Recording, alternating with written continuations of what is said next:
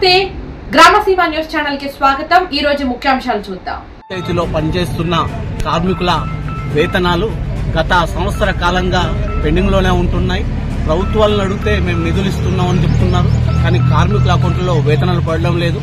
అలాగే గత గ్రామ పంచాయతీ కార్మికుల సమ్మె సందర్భంగా అప్పటి ప్రతిపక్ష నాయకులు ఇప్పుడు అధికార ప్రభుత్వం కార్మికుల సమ్మె టెంట్ల వద్దకు వచ్చి గ్రామ పంచాయతీ కార్మికులకు కనీస వేతనం 26,000 ఉండాలని చెప్పి మేము చెప్తే అది మేము ఇస్తాం। అలాగే గ్రామ పంచాయతీ కార్మికులకు హెల్త్ కార్డులు ఇస్తాం। గ్రామ పంచాయతీ కార్మికులు కోరేది కొంతమ కోరికలు కాదు।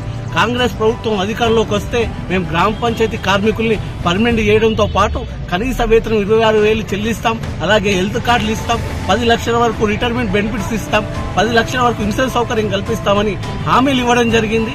సంవత్సర కాలం గడుస్తున్నా మరి గ్రామ పంచాయతీ కార్మికులకు సమస్యల్ని పరిష్కరించకుండా ప్రభుత్వం కాలయాపన చేస్తుంది। అలాగే గ్రామానికి ఇచ్చే నిధులు ఇప్పుడు పాలనాపరమైన సర్పంచులు లేకపోవడంతో గ్రామాలకు నిధులు రావడం లేదు।